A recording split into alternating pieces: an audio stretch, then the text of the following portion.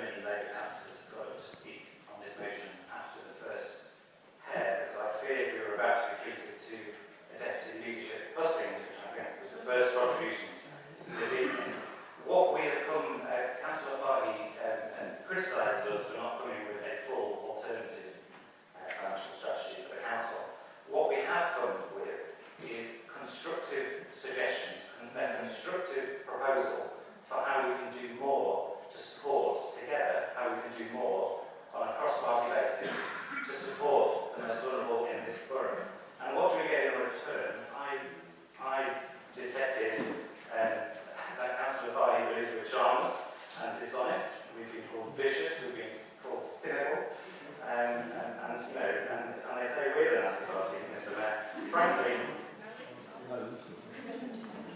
Frankly, you come with nothing but partisan jibes, where anybody looking outside this chamber in would say, how on earth can Labour councillors prioritise spending £1.7 million on the tall ships regatta over extra support for the people who are most in need in this borough? And we don't deny that there were benefits from the tall ships regatta. What we are saying is that the council taxpayer should not be expected to bear the cost of a £1.7 million vanity project when there are financial pressures elsewhere. So I suggest, Mr. Mayor, that members opposite look at constructive proposals and respond in that vein.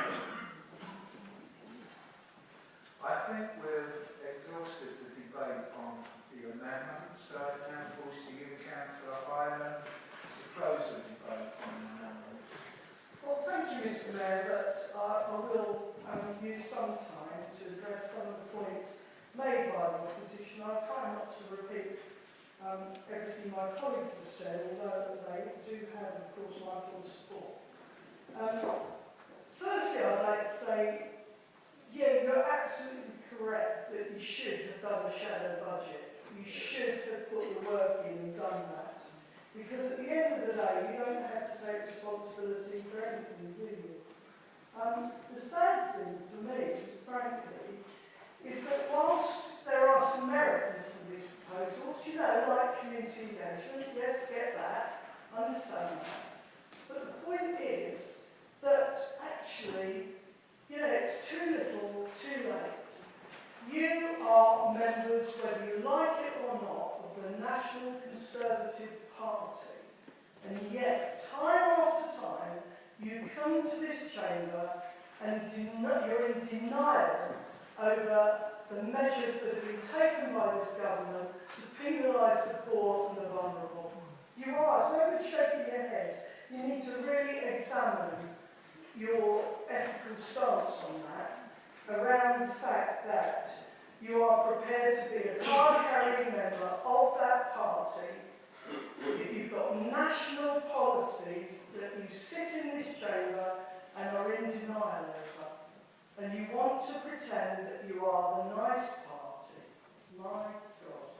So, in terms of the welfare assistance programme, when you were given that programme, we absolutely knew that it would be just like previous times of housing benefit, where it would be given to us in one hand and then a year later the government would announce its closure, that they would no longer fund it. And that's exactly what happened until the Child Poverty Action Group judicially reviewed the government's decision. And the government was forced to restart the consultation. We decided, as a cabinet and as a group, in October 2014, to continue for one more year, 2015 at least, and to take that local welfare assistance scheme forward. So we addressed the need. We took responsibility for that and did it.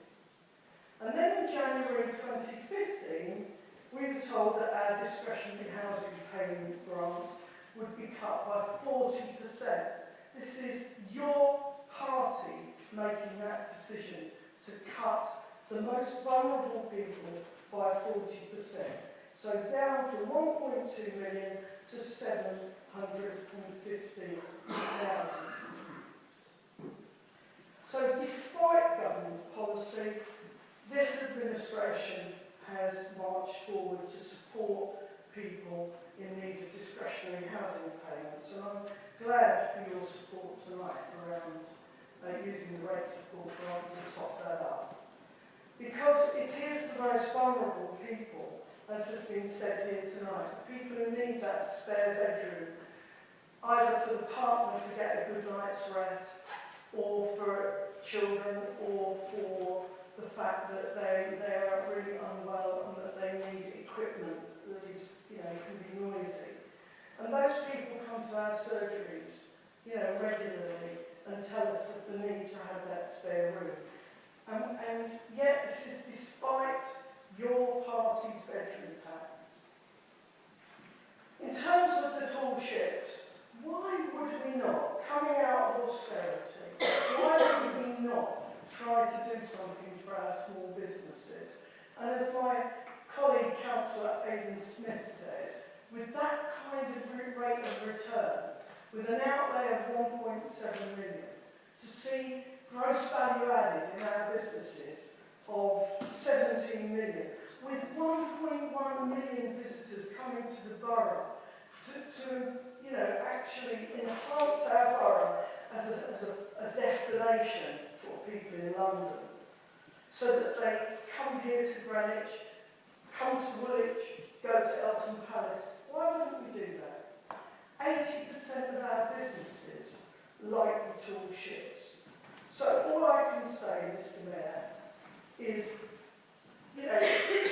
we do what we do with a sense of accountability and responsibility. And regarding the council tax freeze grant, we've got 43 to 80 million pounds worth of cuts to come in 2016 to 2018.